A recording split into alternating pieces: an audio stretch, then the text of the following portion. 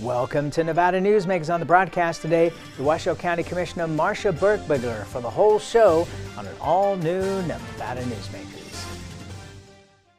40 years ago, Hotel California and the theme from Rocky were #1 on the pop charts, and D&D Roofing and Sheet Metal started on the road to becoming Nevada's leading roofing company. I couldn't be more proud of what we've achieved. And over these 40 years, we've become an employee-owned company. So when you're talking to any employee, you're talking to an owner. And here's to the next 40 years. Happy 40th birthday, D&D Roofing and Sheet Metal. Retail's impact on Nevada's economy? Enormous. 8,600 businesses, large and small, employing 145,000 workers. And last fiscal year, retail paid tax on nearly $60 billion in sales. We're the Retail Association of Nevada. We support retail, we help it grow, and we mean business. RANNV.org.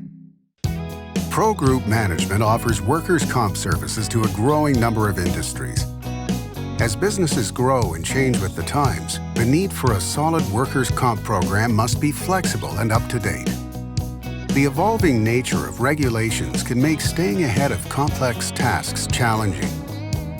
But Pro Group Management simplifies the work so your industry can move forward and succeed.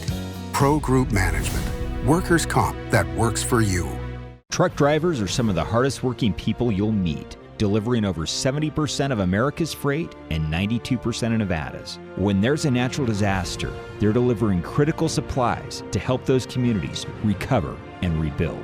Every sector of the economy and our nation's military rely on truck drivers. So let's take a moment to say thank you. On the open road or city streets, our truck drivers are rolling to make our economy and our nation stronger. Trucking moves America forward. This is Nevada Newsmakers with host Sam Shad, a no-holds-barred political forum. Now, from the Nevada Newsmakers broadcast headquarters, here is Sam Shad. And back on Nevada Newsmakers, we are delighted to welcome back to the program. Now the session is over. Marsha Berkbigler, the Washoe County Commissioner. Pleasure to have you back on the program. Thanks. Nice to be here, Sam. Good to see you. Your colleague, Kitty Jung, also a County Commissioner, responded to the recent investigation, an independent investigation that found she made comments to 2 Truckee Meadows Fire Protection District employees that violated the county's harassment and discrimination policy. And she responded that the reports in the newspapers were not accurate. What's your thoughts? Well, you know, the county has in place very strict reporting requirements if you believe that someone is harassing or intimidating or threatening in any way an employee. Your responsibility is to report it through the process. It's not to go take it on your own. So that concerns me a little bit. But you know, the truth is, what the report that was released was, of course, a redacted report because it's an HR issue, and I think the county tries really, really hard to make sure that none of our employees are harassed and intimidated, and that's why, and outside, once the reports were filed, the complaints were filed, we are required to hire an outside counsel, and that's what we did. Are there any recriminations beyond the fact that Commissioner Jung has to do some training? No, actually, there's nothing in statute that allows a county, or really most governments, to sanction or, dismiss or remove or anything like that. There was a bill that was passed, I think it's 397, AB 397, introduced by Teresa Benitez Thompson, and it did pass both houses, and it's with the governor. He may have signed it, I don't know. If he has, it's just been in the last 24 hours or so. And basically what that bill will do is it puts in statute requirements for how you can step up a report. So if, for instance, a report like this would happen to you, somebody would file a complaint similar to this against any elected official, and that's what it's related to, is elected officials. There is a process for removing an employee. there's not a process in the statute for removing an elected official. And that's what the intention of this bill is. And I kind of got a kick out of Teresa Benitez Thompson. I think she made a very clear statement when she was testifying on why she introduced this bill, is that you can remove an elected official for misuse of funds, but you can't remove them for sexual harassment. There's something wrong with that picture, and I think that's the purpose in that bill. And so on a going forward basis, if the governor signs this bill, which I'm reasonably understanding he will, I think we will have something in place that we can use. And then what will happen at the municipal level is it will actually go to the courts, and then the decision will be reviewed by the courts, and the decision will be made by the courts. And then under the county's perspective, we would be required to follow the dictates of whatever the court said. In the Me Too era, how do you feel about this when, you know, it's a female commissioner going after the head of the fire department? So I'll tell you very frankly, in my opinion, I don't care what your sex is, what your skin color is, what your sexual persuasion is. I don't really care. If you are breaking the law, you are breaking the law. And if that means if you are sexually harassing or you're threatening or intimidating someone, I don't care what you are, if you're male or female. If it's acceptable to make a male step down from the legislature for sexual harassment, it's certainly acceptable to have a female step down from the legislature for that. So I mean, I think that's really my position is very clear. I think that that's not my job as a commissioner. It is not my job to go and directly get in the face of someone and say, you're doing such and such. If I know that they're doing it or I feel that they're doing it, my job is to go to HR, to the county manager, and say, would you please investigate this? I believe this is happening, and here's some details. Commissioner Jung had an incident several years ago where she got into trouble, and you know, it was certainly was not a career ender because she was reelected after that. Do you think Twice, that this? actually. Yeah. Do you think that this is a career ender if she plans to go forward in politics? I really have no idea, you know, because I don't really, at this stage of the game, I don't know what the fallout's going to be. If there is going to be any fallout, this may just go away. You know, we all know and love Ketty. She is a bright, capable person who doesn't have any qualms, as she said in her own statement, of using sailor language. All of us have been guilty of that in the past. And so I think, you know, I just think she needs to do what the rest of us need to do, all of us. And please believe me, she's not the only one who's guilty of doing things like that. I think all elected officials get to the point where they're extremely frustrated. So, you know, I don't know if I would say this is a career ender for her. I wouldn't necessarily think so. And of course, we'll extend an invitation to her to come on the program and discuss all this if she would care to. All right, let's take a break. We'll come back and go to the legislature right after this. Tamarack Junction is South Reno's hotspot with over 450 of the latest slots and video games. Sully's Sports Bar, the Dining Car Restaurant, William Hill Sportsbook, and the Tamarack Steakhouse and Lounge. We're just north of the Summit Mall in South Virginia. Yeah.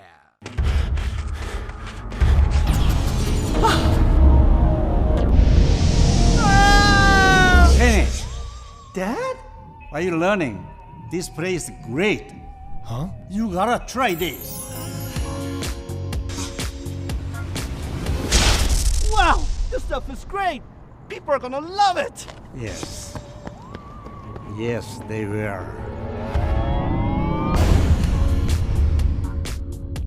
Hi, I'm Eric Robnett, owner of Home Energy Experts. Has this ever happened to you? Honey, did you remember to turn down the thermostat? Forgetting to set the temperature? Not fun. We can help. Our new smart thermostat keeps the temperature set for your comfort all by itself. I'm feeling hot now. To increase your comfort, go to homeenergyexperts.com for details. That's homeenergyexperts.com. The signs and symptoms of cataracts can start out small with subtle changes in your vision. So don't wait. Be proactive and take your vision into your own hands. If you're experiencing the onset of cataracts or just have questions, contact your eye care professional or call Eye Care Associates of Nevada today. Dr. Hiss has years of experience specializing in the surgical correction of eye disorders and has completed over 84,000 vision correcting procedures. At Eye Care Associates of Nevada, we'll change the way you look at the world. The Tamarack Junction Steakhouse is known for signature steaks, handcrafted cocktails, and world-class wines. Join us Thursdays and Friday nights from 4:30 to 6:30 in the Steakhouse Lounge for live music, gourmet plates, and well-priced wines, just north of the Summit Mall on South Virginia. This is Nevada Newsmakers. And back on Nevada Newsmakers, we continue our conversation with Marsha Berkbigler, the Washoe County Commissioner. You were, for those that may not know, a longtime lobbyist, top lobbyist at the legislature for many, many years. Your thoughts now that this session is over? I'm very impressed with the governor. I think he had a very heavy schedule of things that he wanted done, some of which required tax increases, which, as you know, it takes 2/3 elected, and they... Maybe, yeah. In theory, 2/3 elected. That's what the law says, so that's good. And they were not able to get that because I think they really believed one of two commissioners would roll, one of two senators would roll to vote with the Democrats, and that didn't happen in the Senate, and so that really stops the 2/3 vote. So, but I think that the governor did great. I'm really pleased that he vetoed the bill on putting Nevada in the popular vote. Oh. Because I think that really, as the governor indicated, I think that was a wonderful decision that he made, because what it does is it basically says, well, Nevada, you don't matter. Right now we get a lot of attention from presidential candidates, and I love that. I think that's important for the people of Nevada to see. If we went into the popular vote, we would no longer get that, because there'd be no reason for them to come here for our measly little 6 electoral college votes. There would be no reason for that. I think that he probably got a couple of phone calls from his supporters, Harry Reid and Dina Titus, saying, "Are you nuts?" I would suspect that he got a lot of counseling from a lot of people who've been doing this at this level for a long period of time. But generally speaking, I think he did a very good job of running the Senate. Running the legislature. I'm also very pleased with the way there was not as much drama as I think we kind of thought there might be a lot of drama. And of course there's always drama in the legislature, but I think the women who were running things did a good job. They kept their emotions level, and which I think professional women do most of the time. So I was really pleased to see that, and I think all things considered, it actually went really well. But there was Democrat on Democrat violence. I mean, at the criminal justice reform level, there was no mistaking that Steve Yeager was going to have to capitulate some of his bill to Nicole Canizero, the leader. Mm-hmm. There's no question that that happens, but you know what? That happens in every legislature. This one was no exception to that. When all Republicans were in charge a few years back, I was at the legislature on a full-time basis, and trust me, the same kind of thing happened. The thing about citizen legislature is we elect people who go in with a preconceived idea of how they're going to do things, and they have a vote of the people. The people have elected them to go in and do what they committed to do, and I guess that's where I see. I think the legislature, although there was some ruckus and there was some upheaval, I think in general this group of legislators did a very good job of saying, okay, we're not going to be able to do that, so how can we do it? And really that's how you make law. Good law, having done this for years and years and years, good law is made with a step at a step at a step. And you have to compromise. There's no way that everybody gets everything they want. If everybody's happy, you made a mistake somewhere along the line. Right. So if everybody's a little unhappy with where things are, you've done a good job. And I think in general, that's what happened. Certainly there's some legislation that passed that I don't like.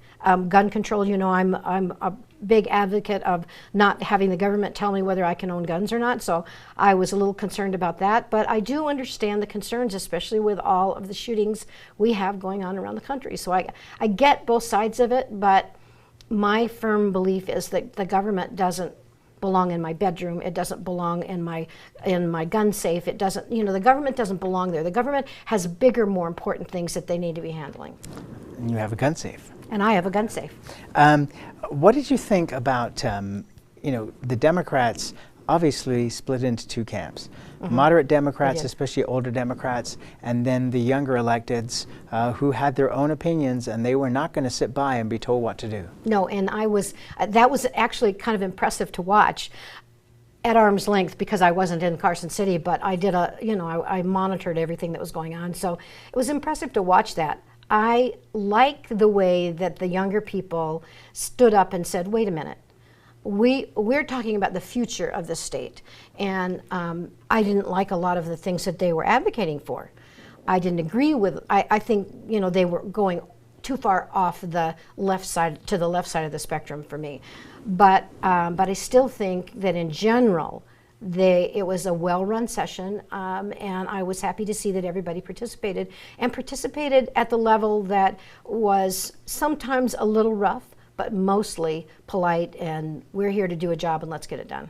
So the session ended on time, in fact a couple of hours early basically, because all the budget bills were passed, but now we're already seeing some errors that are popping up, for example, with the university budget being underfunded, Clark County saying that there is now an $18 million hole in their budget for the school district.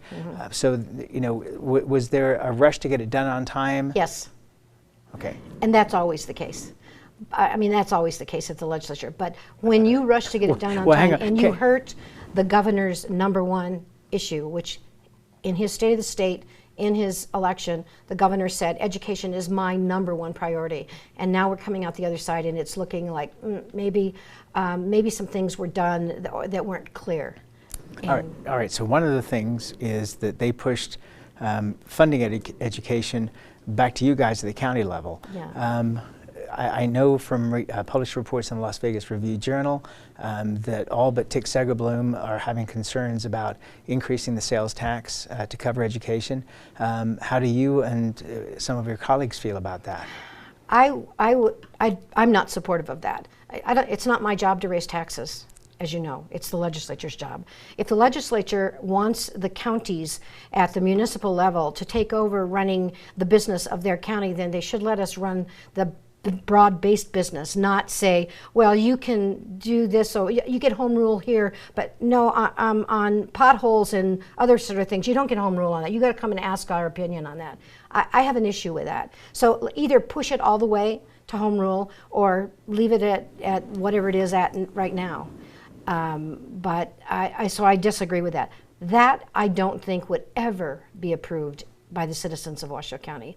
After we approved the budget, I mean the vote for the facilities for the school district, there's been nothing but upheaval. Even people who voted for it are unhappy. A lot of people who voted for it did it because they felt we are growing so fast and we have to do something about our school facilities. But they were unhappy about the unending part of it. And so I don't see it happening in Washoe County because I don't think the citizens will let it. But, you know, I don't know. Well, you know, history kind I won't support it. Yeah, history kind of shows that certainly in Washoe County that people are very concerned when it comes to tax increases to you know, if there is going to be a tax increase, to make sure the money is spent where it's supposed to be spent. And they don't often feel that the government bodies, you know, are correct. in a word, correct. And the last time that a school bond issue was passed, it was because there was great input from the citizens. That's exactly right. The other thing is, there was a letter to the editor in the RGJ this morning where the person was talking about how could the city of Reno go down and ask for an increase in sales tax for police and fire. Where have they been? Isn't that their job? And you know, where's the money going that the new developments, the new residents who are moving in here are paying taxes to the city, and where is that money going? And of course, being on the inside of government, I can tell you where a lot of it's going, because government growth is expensive. I mean, it doesn't pay for itself up front. It pays for itself down the road, but it doesn't pay for itself up front. So growth is expensive, and we are growing. So I understand where that's coming from, but I think that's indicative of what the general population in Washoe County would feel about an increase in taxes for school salaries. All right, let's take a break. More with Marsha Berkbigler when we come back.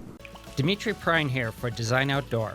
Come visit Design Outdoor's store and backyard to see our wide selection of fire pits, barbecues, and pizza ovens, natural stone water features and fountains, and frost-proof pottery. Our store and backyard are located at 11600 South Virginia, just north of DeMonte Ranch Parkway. Visit designoutdoor.com or call us at 851-9499. Can't do it. Stupid, like my mom.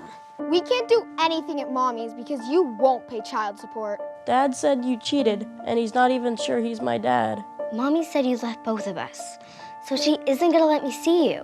I look just like my father. I'm divorce attorney Marilyn York, and I may represent men, but hate has no gender, only casualties. Please, stop sacrificing your children in your war against your ex. Hi, I'm Dave Newman. Remember me? I used to be the house detective, and now I'm a realtor, full-time at RE/MAX Realty Affiliates. A lot of people ask me, how's the market? You know what? It's fantastic. If you're even kicking around the idea of buying or selling, give me a call. Let's talk about it. Call me at RE/MAX Realty Affiliates and just ask for the guy who used to be the house detective, Dave Newman. Everyone is talking about opioids, but they're not the only drugs that can be harmful if taken in large quantities or not as prescribed. You also need to be aware of side effects from anxiety drugs, muscle relaxants, sleep aids, and stimulants. Mixing prescription drugs with other drugs or alcohol can be dangerous. If you take Ambien with a glass of wine, it may be enough to stop you from breathing. Prescribed drugs can be just as dangerous as illegal drugs. Take medications only as directed. This is Nevada Newsmakers. And back on Nevada Newsmakers, we continue our conversation with Marsha Berkbigler, the Washoe County Commissioner. One of the issues that's popped up a lot recently in the news, it's been a problem obviously for a while, is homelessness. And that seems to be driving a lot of discussion about growth and everything else. And you know, I like to refer back to 1978, the year I came to Reno, because that was when the MGM opened. A lot of the same issues were going on then as they are today, and so one can look at history and see that eventually they do get resolved as home builders catch up to the need. And that's the problem. Yeah, they're not going to build homes before there are people ready to move into them, and you know, what is government's role in all of this?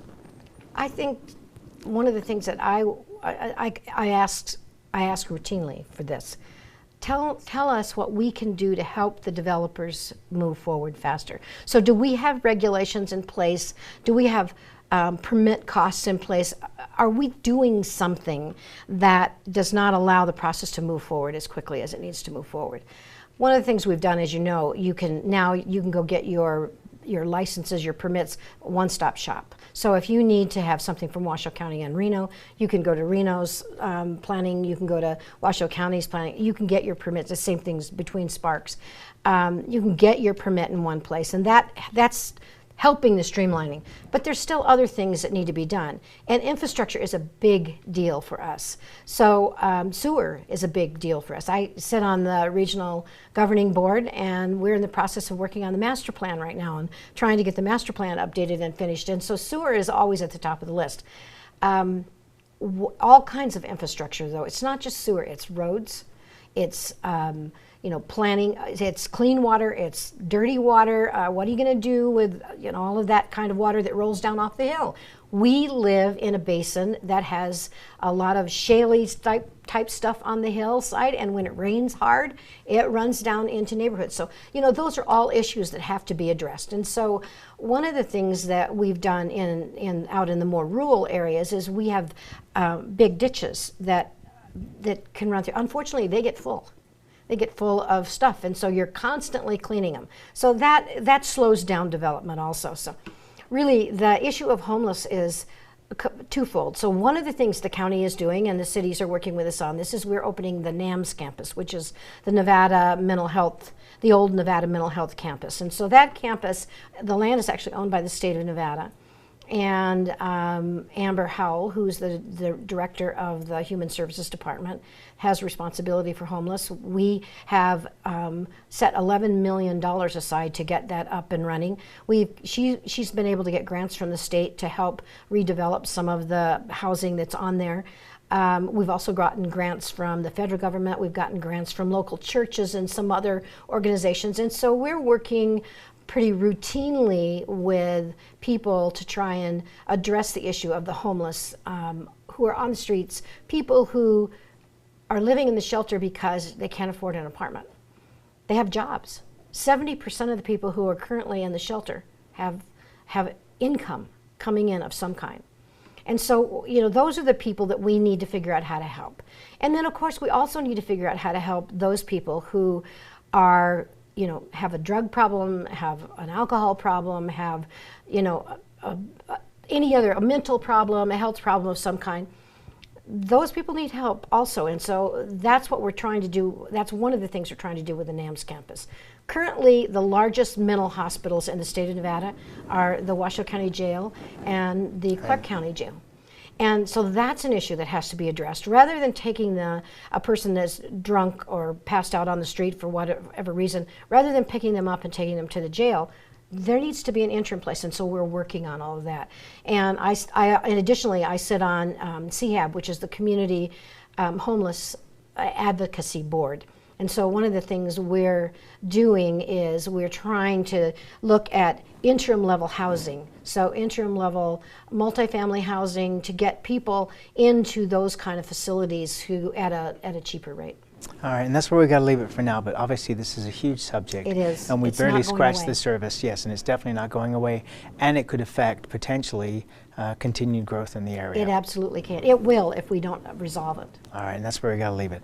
Marsha Berkbigler, always a pleasure. Glad to have you back on the show. Thanks, Sam. Good to see you. And we'll be right back. A bird's eye captures its surroundings at different heights. At Brian Culpa Photography, we can make your imagination soar over buildings, parks, cityscapes, and beyond. Brian's images tell the story and get the job done. If you need a new perspective to tell your story, contact Brian today. Brian Culpa Photography. Experience the bird's eye view at brianculpaphotography.com.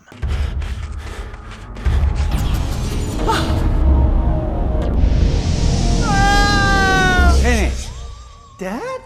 Are you learning? This place is great. Huh? You gotta try this. Wow, this stuff is great. People are gonna love it. Yes. Yes, they will.